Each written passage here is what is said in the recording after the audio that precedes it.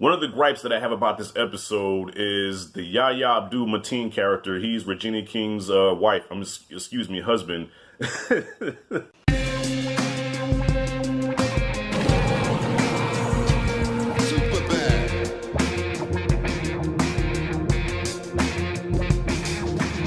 So many shows to watch in what feels like so little time. Man, there's just so many shows out there that people are recommending. I can't keep up.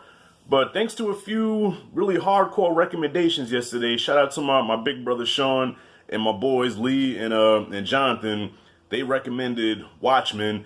I've been hearing about this show for a minute. I saw the trailer back when Game of Thrones was on, and the trailer was like, alright, this seems like it's kind of out there. I remember watching the movie back in 2009. I watched it probably once or twice, so I don't really remember the movie. But I remember it was okay. But I really had no interest in watching this show. So I've been hearing the little whispers. Okay, this show is great. Oh, you gotta check it out, man. It's out there, but it's good. So I said, all right, you know what? Fuck it. I'm gonna go ahead and check it out. So I'm gonna be reviewing this episode by episode because I was just gonna binge it and give like an overall thought about it. But no, this show is so heavy where I just have to go by each episode because I'm still digesting what happened in this episode. So by the way, I'm going into spoilers here. So if you have not seen Watchmen, stop this, watch it, come back, let's talk about it. So yeah, I'm going into spoilers here, y'all. This first episode, yeah, I dug it. Okay, I want to put that out there right now. I was able to latch on. I latched on, and even though I wasn't quite clear of everything that was going on, but this show just has a quality about it where I can just really admire. It starts out with the 1921 Oklahoma massacre, which was a real thing. And then from there, it goes into today's time. So this is not the not so distant future. This is today's society. So this is like an alternate reality of where we are right now. The police officers have to wear masks to conceal their identity like superheroes, because if not, the criminals will see their faces, find out who they are, and then kill them and their families. And it was interesting because, okay, the show opens up with the redneck driving a truck, and he's blasting some trap shit, some trap music. And I'm like, okay, that's interesting. Police pulls him over, and I said, okay, are they doing like a switcheroony here where, you know, in today's times, it's usually black people that are targeted by police, and I don't give a fuck what y'all say, because I know a lot of y'all are out there. No, the police don't go after black people. What are you talking about? You're falling for the false narrative. Kill yourself, drink bleach. Yeah, but, okay, so this time, the white folks are the ones that's being harassed by the police, but these are not your average white folks. They're called the 7th Cavalry, I think they're called. So they're a white supremacist group that are rising up again like the Sith. They were gone for a while, but now they're making a comeback.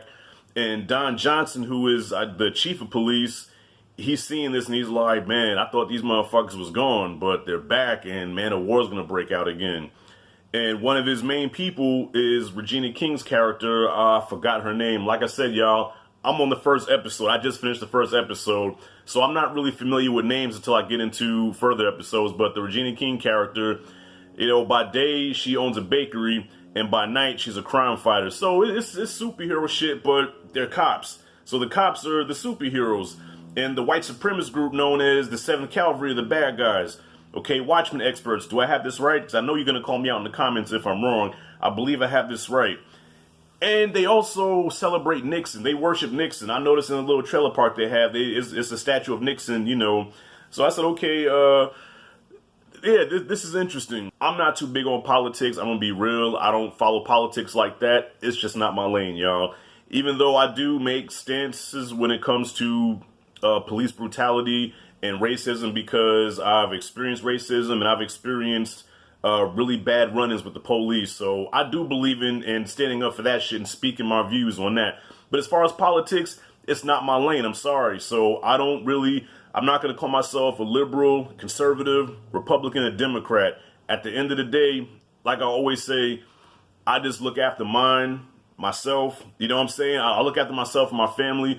I live every day, try to be successful. Okay, I try to do what's best for me. Because when it comes down to it, no matter who the president is, Trump or whoever, man, I'm responsible for me. I'm responsible for my success and my happiness. So whoever's president is not going to dictate that. I mean, whatever shit that they put out, you know, whether it's good or bad for us, I'm going to have to work my way around it and adjust it. But at the end of the day, I gotta do what's best for me. So I don't fall into that whole shit. So I'm not gonna label myself as with any political affiliation. But I see with this show, it looks like this is a liberal-run society, okay, where even with the police, they have to get permission to take their guns out and use them. So I'm like, okay, I'm not really gonna try to get real deep into it and think about, okay, well, that's conservative or that's liberal. I'm just trying to enjoy it as a show. All right, so if you take away politics from this and whatever, good for you, kudos. But that's just not my lane. As far as the standouts in this episode, Regina King definitely is badass. I got to get the name of her character. I'll get it next episode, y'all. But Regina King is badass. I think she puts on a great performance here. This is definitely against type for her, because Regina King in the beginning of her career played a lot of hood characters, and then she started playing more classy, sophisticated women as her career went on. But in this one, she's a badass. She's definitely a superhero. Baker by day, separating egg whites and shit, and then kicking ass at night, crime fighting. Okay, I'm gonna get to that in a second. The other character that stands out to me is the guy that has the silver mask on. He looks like Destro from G.I. Joe. I think his name was, they called him LG Looking Glass, okay? Looking Glass, I like him as a character. He's definitely got that redneck southern accent, but he's with the police. He's a interrogator and whatnot. I like his character in the red guy, the Russian guy. I think his name is Red. I like him too. One of the gripes that I have about this episode is the Yahya Abdul-Mateen character. He's Regina King's husband. Does this guy, like, okay, I like him as an actor, but why is he always playing a bitch ass? Like, who is his agent, or is he choosing these roles? If you look at his track record, man, aside from the one movie where he played the pops of the wrestler girl, he's always playing a bitch ass. Like, anybody see that Black Mirror's episode, Vipers? No, he's kind of a bitch on this show, man. Like, look, I'm not against women being powerful or nothing like that. I don't consider myself chauvinistic, don't get me wrong, but dude, a husband's supposed to be a husband, wife's supposed to be a wife. Man, you the man of the house. Like, she's protecting the house, and matter of fact, okay, the part where she took the shotgun from the bed, right? Big ass shotgun, gave him the little gun. It said, if anybody comes through here, you shoot him down. He's like, okay, honey. I'm like, but whatever. So, this show ends with, of course, it has to be a cliffhanger because there's a second episode. But, okay, well, I'm getting ahead of myself here. So, the cops find out that the 7th Cavalry is back, and they want to take them out before a war even starts. So they go to the cattle ranch, and they're supposed to take all of them out, but a few of them escape, and they think they have them all wiped out. But then at the end, you see Don Johnson's character, the chief, hung, lynched, one shoe off. Lou Goss is sitting there like he was the one that did it. But I'm looking like, nah, brother, there's no way. I know he asked the question, do you think I could lift 200 pounds? But how in the hell did this decrepit old man in a wheelchair take Don Johnson, who's got to be every bit of like 215-ish, 220-ish, get him up that tree? So he's sitting there holding that same paper in his hand that the little boy had in the beginning. Look after this boy. So I'm assuming that's him. And that's how the episode ends. I'm like, okay, I know there's got to be a lot more to it than this, but I'm engaged. I'm hooked. I want to see more. So y'all, what do you think about Watchmen? What do you think about this first episode? Comment freely below. Make sure you hit that like and subscribe and that notification bell in the corner if you haven't already to get notifications when I drop new videos.